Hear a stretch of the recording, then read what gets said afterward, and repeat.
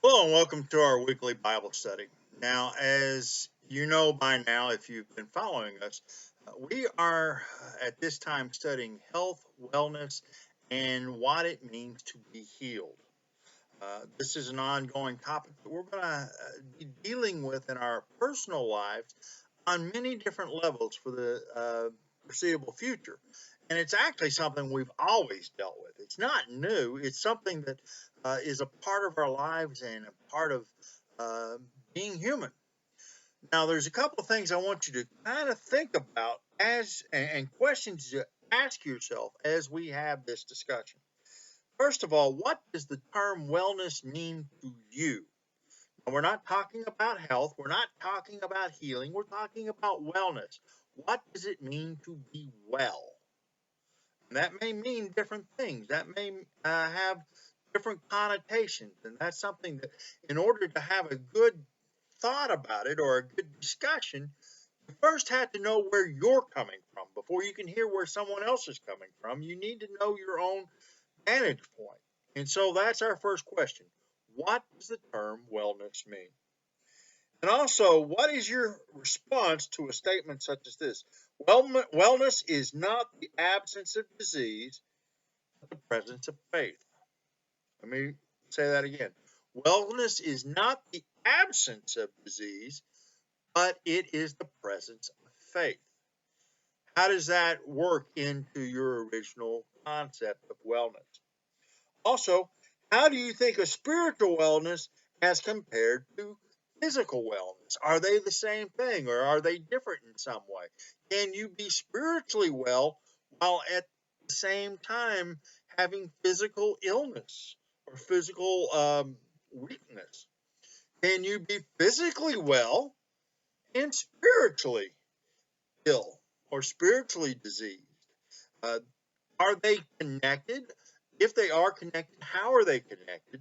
And what is the role of one another in your total being, in your ability? Uh, when you have experienced both physical and spiritual caring from someone, let me rephrase that. Let me say it again. When have you experienced some kind of physical and spiritual caring from someone? When has someone helped heal you both physically and spiritually? And also, have you seen a person who is sick demonstrate wellness? And what gifts have you received from someone who was hurting? In other words, when you have walked a mile in somebody else's shoes, what did you learn? And has someone been able to minister to you and your needs even while they themselves were obviously broken? Another concept. And finally, have you seen a person who is sick demonstrate this in some way? And where could that tone make a difference in your lives? So there are some ideas to just kind of toy with and to keep them in mind. Now, this reminds me of a ministerial analogy. Who knows where it ever came from? But it kind of goes like this. There were two vessels, and the story originated out of India for some reason. But anyway, there are these two vessels, and they are used to bring water to the household every day. And one vessel is very proud of the fact that when you fill it, it always has its 5 gallons of water.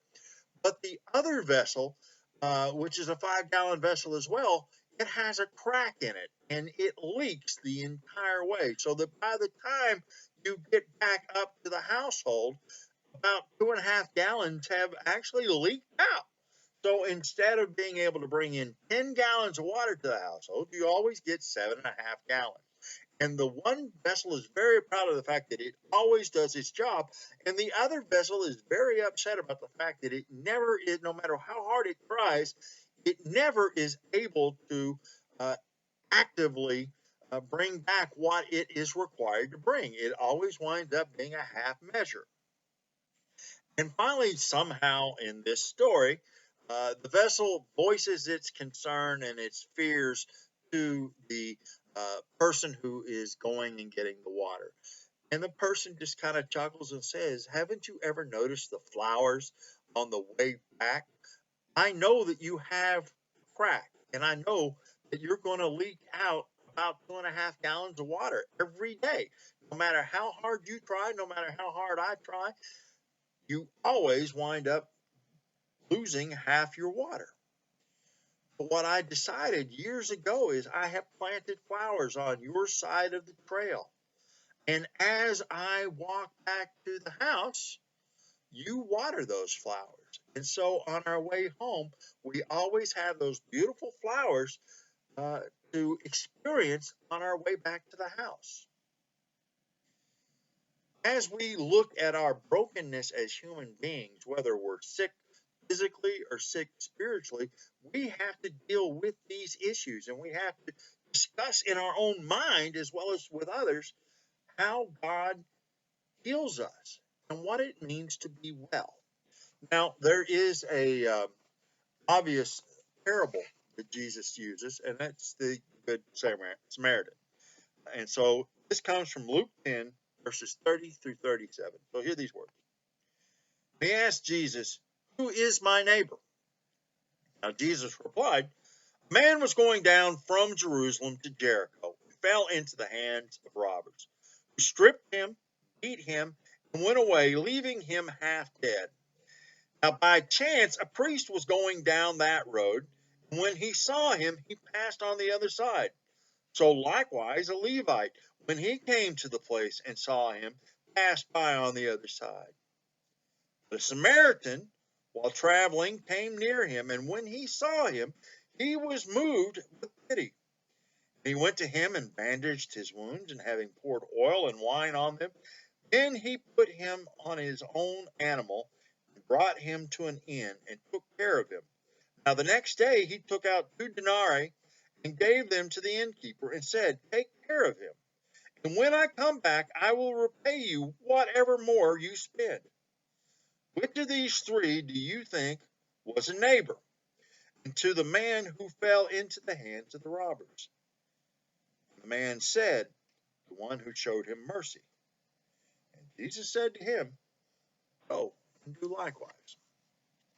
Here we see the concept of wellness, and we need to understand the whole context of the social ramifications that we have in this story. We have a person who is going down to Jericho from Jerusalem. And it's also important to notice that the Levite and the Pharisee, the Levite and the priest are also described as going down the road.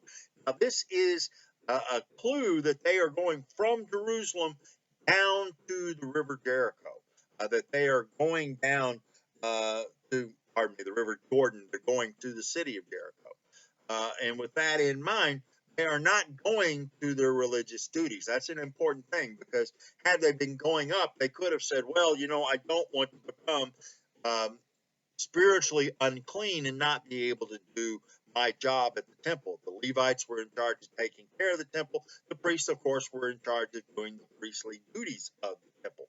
So they could have easily have said, well, I can't do that, because if I help this man by virtue of his wounds, I will be spiritually unclean, and I'll have to go through the purification rites before I can actually do my job. In this case, they're both going down the road. It's literally going down, because Jerusalem's on top of the mountain and Jericho's in the river valley. So when you go up the river, or up the road or down the road, you literally have a direction that you're going. It's in this part of Pennsylvania, the hills are rolling, and so you can say down the road, and that doesn't necessarily mean one way or the other. But Jerusalem was on a mountain, and when you walked to Jericho, you went down. And so that's important that we see this distinction. Also, the Samaritan is a lesser being in the eye of the Jewish person of that era. They were considered to be unclean because they were of mixed blood. During the time of the diaspora, they were the ones that were left here, and they intermarried with people that Babylon brought in to live in that territory. And so they were never considered good Jews from that point on. They were riffraff or rabble. And so a Samaritan helping them with this kind of ethnic background is unlikely. Why would I help you when you don't like me?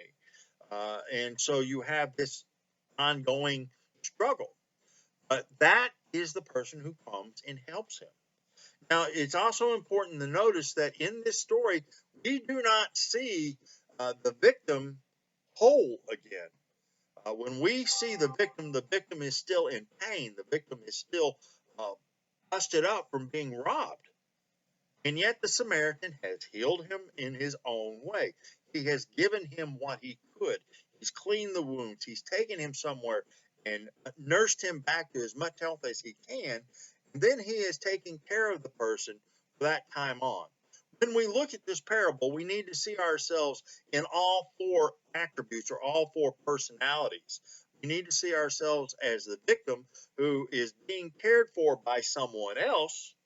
We need to see ourselves as the Samaritan who is caring for someone who he may or may not have very much in common with. As a matter of fact, we're pretty sure he doesn't have anything in common with this victim. We also need to recognize that sometimes we're the priest and the Levite who walk by and who don't want to get involved, and we don't want to touch anybody. And this is important in the time we're living right now, because we're being told about social distancing and we're being told to stay away from strangers, and it's actually creating fear and the inability to minister to people because we're so afraid of getting sick ourselves. It would have been very easy for this merchant who was a Samaritan to say, holy cow, there's obviously bandits around here. I need to get out of here. Sorry, buddy, but you've already proven to me that there's bad guys here, so I'm going to leave. Instead of doing that, he helps the person where they are. When we look at our own wellness, when we discover our own center, we also have to discuss what that means in the wellness of others. How do we reach out to others? How do we help them in their spiritual journey? And how do we minister to someone when we're the victim and they're trying to help us? What is the role of that person? How do we, as a broken person physically, mentally, spiritually, emotionally, financially, how do we go ahead, even in our time of pain, try to find a way to reach out to someone else? How do we show God's love to that person at that time? And it's not an easy journey. It's not an easy thing. And I don't have the answer necessarily. But I think it's important that we realize that even in our brokenness, we can still heal. Even though we may not be able to carry the 5 gallons of water that we were intended to, we can water the flowers. We can bring the beauty of the world back. And we can reach out and touch the lives of those around us.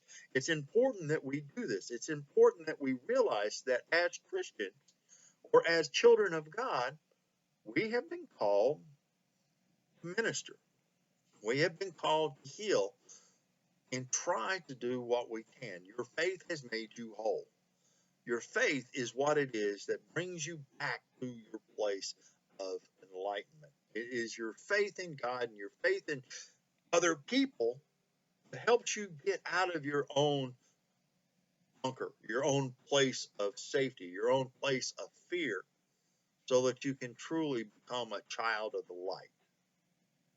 When you have a candle in a sealed off lantern, it does no good. The light just stays inside the box. But when you actually lift up the sides of the lantern and you let the light out, all of a sudden some of those walls even become reflective panels to help the light shine out and direct the light. So as we discover what wellness is in ourselves, we understand that sometimes wellness can be physical, but it can also be spiritual. And sometimes the healing comes when we realize that God is with us even in our brokenness, and that God has a plan for us even when we are not able to see it. Let's pray. Gracious God, thank you so much for the chance to just find ourselves on that path, to realize that you have a journey for us and that we too, though broken, are able to be whole. We ask these things in your name. Amen. Go with God. Go in peace.